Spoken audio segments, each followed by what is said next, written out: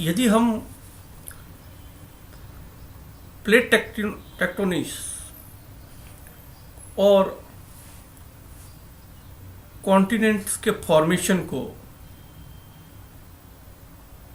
इसके साथ ही अर्थ अर्थ के बर्थ को, कि पृथ्वी कैसे उत्पन्न हुई, महासागर और महाद्वीप कैसे उत्पन्न हुए, कैसे उत्पन्न होकर के इस आकृति में आए, और प्लेट टेक्टोनिक्स का इवोल्यूशन देखना चाहते हैं। इसके साथ साथ हम ये देखना चाहते हैं किस प्रकार से एक प्लैनेट हैबिटेबल बनता है, किस प्रकार से एक प्लैनेट एक ब्लू नीले ग्रह में बदलता है, किस प्रकार से एक ग्रह पर जीवन प्रारंभ होता है, किस प्रकार से एक ग्रह पर प्लेट टेक्टोनिक्स प्रारंभ होता है, और इसके अलावा एक ग्रह का सॉलिडिफिकेशन कैसे होता है। इन सबको अगर हम लाइव देखना चाहते हैं, एकदम जीवंत रूप में इसको जानना चाहते हैं, समझना चाहते हैं, इसका लाइव टेलीकास्ट हम देखना चाहते हैं, हमारे पास में बहुत अच्छा एक अभियान है, एक मिशन है। वो है केपलर मिशन। नासा का केपलर मिशन अब तक 996 के लगभग 996 के लगभग 996 के लगभग प्लैनेट की खोज कर चुका है। कई एक्जो प्लैनेट, कई गैस जिएंट, कई सुपर अर्थ इस केपलर मिशन के द्वारा खोजे जा चुके हैं, और 4000 के लगभग ऐसे प्लैनेट इसकी रेंज में है। ऐसा प्रयास किया जा रहा है इस मिशन के द्वारा कि हमारे पृथ्वी के अलावा सौरमंडल के बाहर कहाँ जीवन है। हमारी मिल्की वे गैलेक्सी के कई तारों के चारों ओर घूमने वाले ये ग्रह हमें पृथ्वी पर महाद्वीपों और महासागरों की उत्पत्ति को समझने में बड़े सहायक है। ऐसे अनेक ग्रह नासा के केपलर मिशन के द्वारा खोजे जा चुके हैं, जो हमारे लिए जियोलॉजी और जियोफिजिक्स की प्रोसेस को, जियोफिजिकल प्रोसेस को समझने के लिए बड़े हेल्पफुल है, बड़े उपयोगी हैं, बड़े सहायक हैं।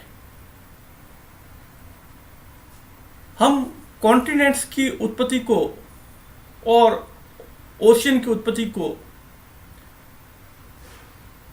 लाइव टेलीकास्ट कैसे देख सकते हैं, कैसे उनको एकदम बनते हुए, उभरते हुए, और उनकी आकृति के इस रूप में आकृति को कैसे बनते हुए देख सकते हैं।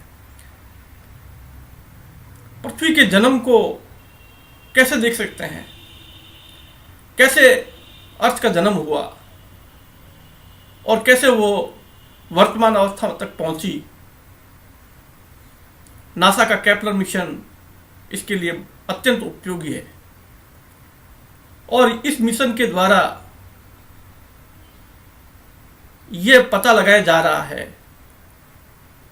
कि पृथ्वी के जैसे कितने ग्रह हमारी आकाशगंगा में है और उनकी क्या स्थिति है, उनका मास क्या है, उनका साइज क्या है,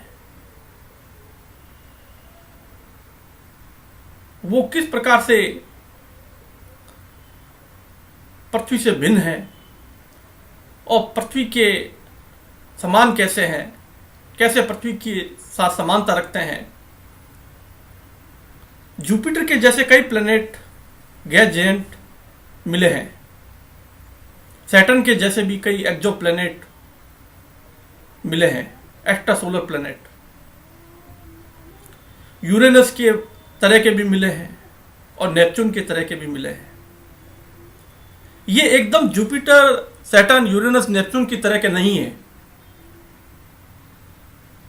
इनके आगे पीछे की अवस्थाओं के हैं। कुछ ग्रह ऐसे हैं जो जुपिटर और सैटर्न के बीच के जैसे दिखते हैं, उनके जैसे अवस्था के हैं। कुछ ग्रह ऐसे मिले हैं जो सैटर्न और यूरेनस के बीच की अवस्थाओं के हैं। कुछ ऐसे ग्रह भी मिले हैं जो यूरेनस और नेपच्यून के बीच की अवस्थाओं के हैं। कुछ ऐसे ग्रह मिले हैं जो नेपच्यून और अर्थ के बीच की अवस्थाओं के हैं, उनको सुपर अर्थ कहते हैं। सुपर अर्थ में भी और ज्यादा बारीकी से इस सीक्वेंस को चेक करें तो सुपर अर्थ और नेपच्यून के बीच के भी ग्रह मिले हैं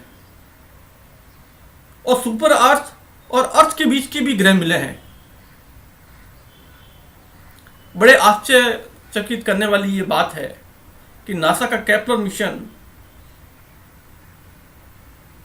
लगातार ऐसे ग्रहों की खोज करने में जुटा है,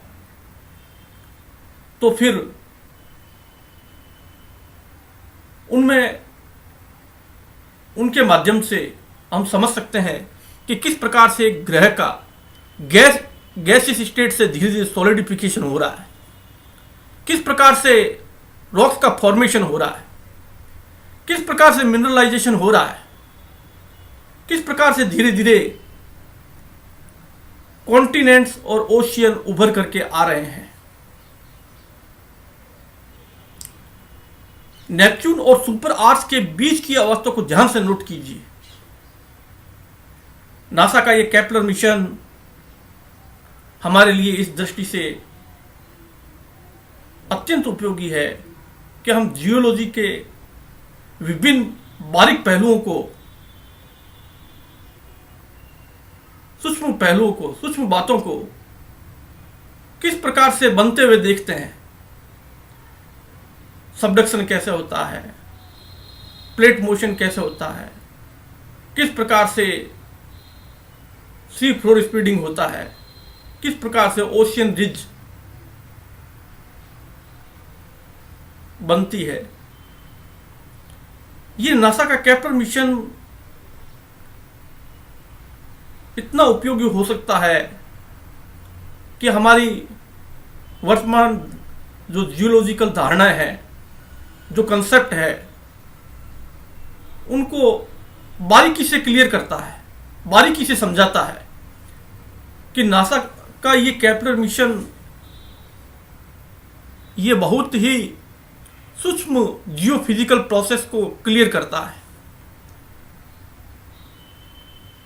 अभी तक 996 प्लैनेट, छोटे बड़े भीमकाय खोजे जा चुके हैं।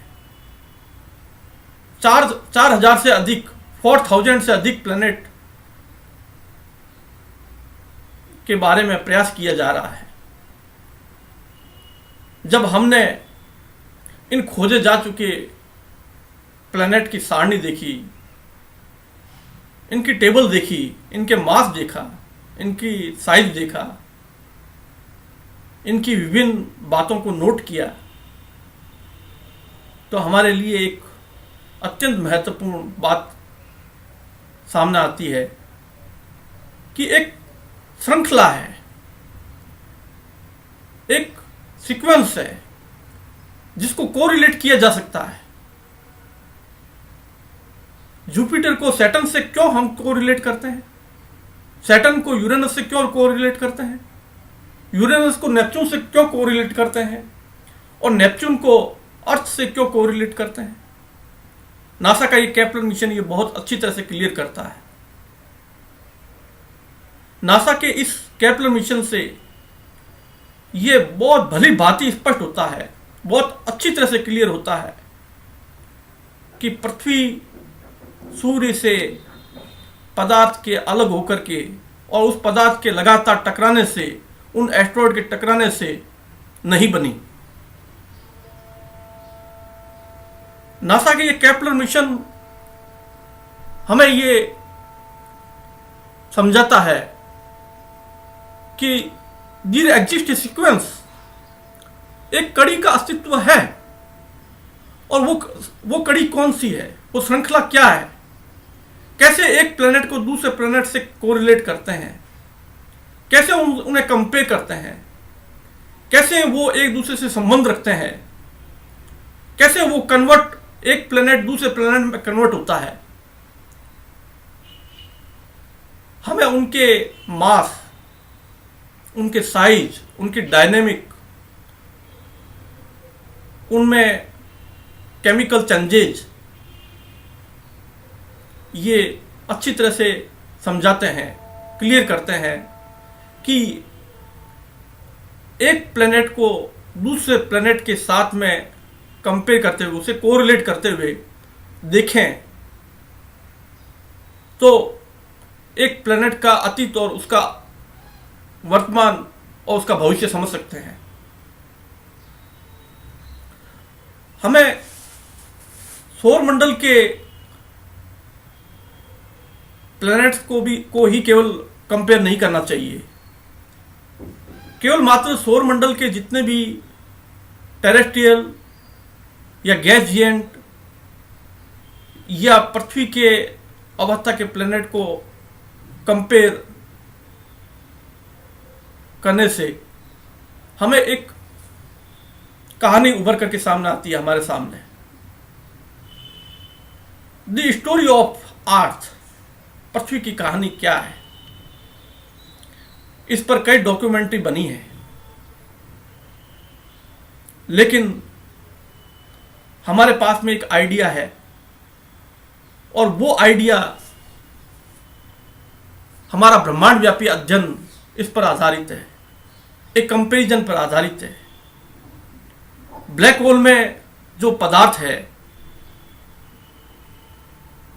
वो न्यूक्लियर नॉन न्यूक्लियर पार्टिकल से भी पहले की अवस्था का प्लाज्मा स्टेट है।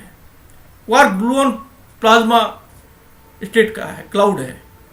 वो पूरा ब्लैक होल एक बहुत ही सूक्ष्म कणों जो क्वार्क ग्लूऑन प्लाज्मा है उससे भी पहले की अवस्था का है।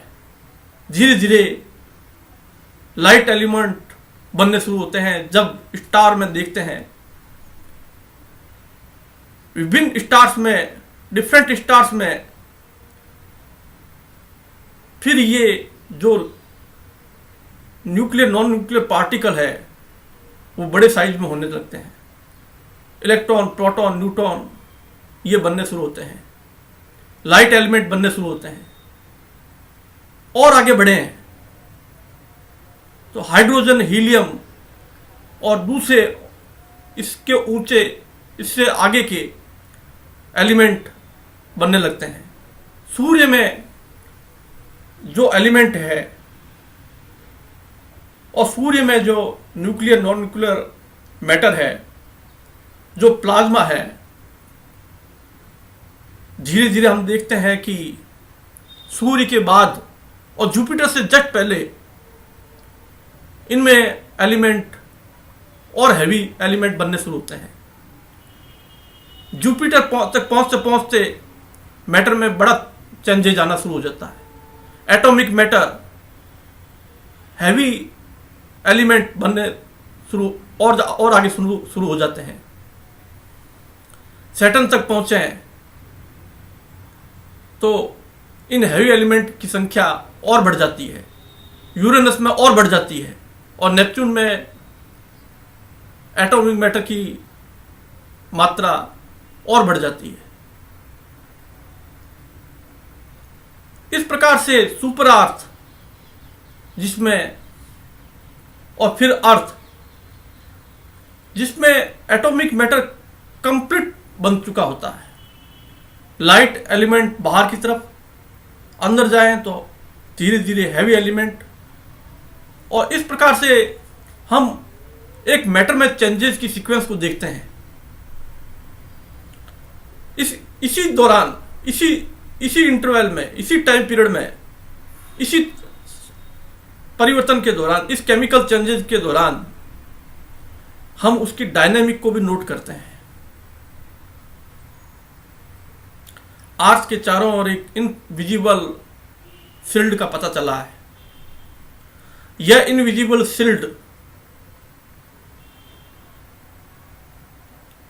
क्लियरली इंडिकेट करती है कि यह कन्फोकल ऑब्लेट स्फीरॉइड शेप की है। इसका ज्योमेट्रिकल शेप कन्फोकल ऑब्लेट स्फीरॉइड है। हम जिस सीक्वेंस को सोच रहे हैं, जिसकी बात कर रहे हैं, यदि इसको एनिमेशन के द्वारा दिखाया जाए तो बहुत ही स्थिति क्लियर हो जाती है, पूरी कहानी सामने आ जाती है। जुपिटर में और सैटर्न में जो परिवर्तन हो रहे हैं और इसके बीच के जो ग्रह हैं, जो नासा के केपलर मिशन से पता चले हैं, जिनकी जानकारी मिली है, सैटर्न और यूरेनस, इनके बीच के अनेक ग्रह मिले हैं और इनकी जो केमिकल चेंजिंग है, इसमें डायनेमिकल चेंजिंग है, इसमें मैटर का मोशन है, ये अत्यंत लुब्रिकेंट स्थिति में है। इनमें मैटर का फ्लेक्सिबल बहुत ज़्यादा है, लुब्रिकेंट है, धीरे धीरे सॉलिडिफिकेशन बढ़ता है। यूरेनस और नेपच्यून, इसके बीच में अनेक ग्रह मिले हैं नासा के इस केपलर मिशन से, और उसमें भी बारीकी से नोट करें कि मैटर और सॉलिड होता जा रहा है। सॉलिड अलग हो रहे हैं, लिक्विड अलग हो रहा है, गैसियस अलग हो रहा है। नेपच्यून और सुपर अर्थ के बीच की अवस्थाओं को देखें, पता चला है कि उसमें धीरे धीरे किस प्रकार से सॉलिडिफिकेशन और प्रोग्रेस कर रहा है और प्रगति कर रहा है, और इस प्रकार से जियोलॉजी उभर करके सामने आती है ग्रह की। इस प्रकार से टेक्टोनिक इवोल्यूशन हो रहा है, रॉक्स का फॉर्मेशन हो रहा है। इस प्रकार से एक ग्रह hard surface, hard crust, lithosphere बनने की स्थिति पर आ जाता है। तो इस सीक्वेंस को बारीकी से देखिए, एक ग्रह किस प्रकार से दूसरी ग्रह में डैम्पिंग होता हुआ, धीमा पड़ता हुआ दूसरी अवस्थाओं में परिवर्तित हो रहा है। किस प्रकार से देखो कि नेपच्यून और अर्थ के बीच के भी ग्रह मिले हैं, और ये इस बात को इंडिकेट करते हैं, यदि इनको बारीकी से और ऑब्जर्व किया जाए, नासा के इस केपलर मिशन के द्वारा हमें ये स्पष्ट हो सकता है कि सुपर अर्थ और अर्थ के बीच के साइज, मास और इनमें जो कॉन्टिनेंट्स है, उनको ऑब्जर्व किया जाए, हमें पता चलेगा कि किस प्रकार से धीरे धीरे कॉन्टिनेंट शेपिंग ले रहे हैं, उभर करके आ रहे हैं। किस प्रकार से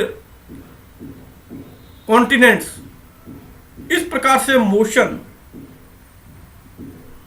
आगे पीछे, आगे पीछे, यानी differential rotation, different angular velocity से अलग अलग लेटीट्यूड पर मैटर के मोशन से धीरे धीरे कॉन्टिनेंट शेप ले रहे हैं। कॉन्टिनेंट की ये शेपिंग, इनका इवोल्यूशन, इनका और ओशियन का बनना, इस बात को इंडिकेट करता है कि सुपर कॉन्टिनेंट जैसा कुछ भी नहीं था। सुपर कॉन्टिनेंट का आभास क्यों होता है? ये ग्रेट इल्यूजन है, एक जाइगेंटिक इल्यूजन है, एक बड़ा भारी भ्रम है। ये भ्रम कैसे उत्पन्न हुआ?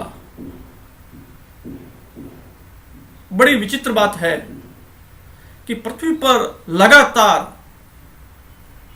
सूर्य के मैग्नेटिक फील्ड के प्रचंड प्रभाव, सूर्य के तूफानों का, सौर तूफानों का प्रचंड रूप से टकराना सूर्य पृथ्वी से, सूर्य की ज्वालाओं का पृथ्वी पर प्रचंड प्रहार, लगातार पृथ्वी की डैम्पिंग होती स्थिति, पृथ्वी लगातार अवमंदित होती गई, पृथ्वी लगातार विभिन्न कारणों से, जो प्राकृतिक हो सकते हैं, अप्राकृतिक हो सकते हैं, मनुष्य द्वारा भी हो सकते हैं, इन कारणों से विकृत होती जा रही है।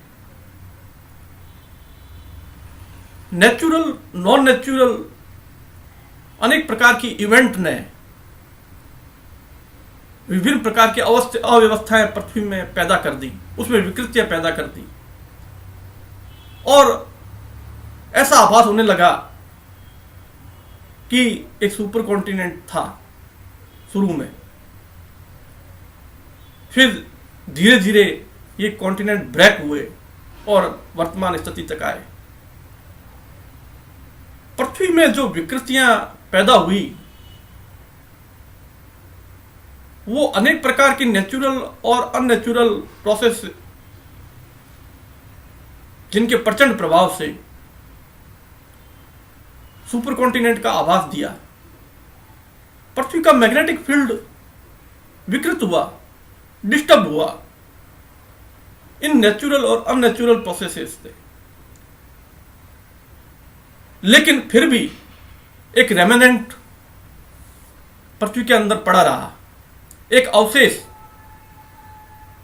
जो उस डायनेमिक को इंडिकेट करता है कि पृथ्वी पहले किस प्रकार से थी और किस प्रकार से कॉन्टिनेंट की शेपिंग हुई।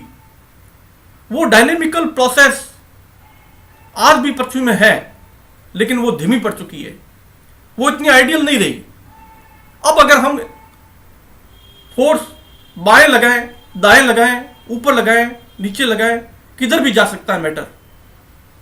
लेकिन जब यह अपने उत्पत्ति के प्रारंभिक क्षणों में थी, जैसे जुपिटर है, सैटर्न है, यूरेनस है, नेपच्यून है, उनमें अगर फोर्स बाएं दाएं ऊपर नीचे किधर लगाएं तो उसके अनुसार नहीं चलेगा।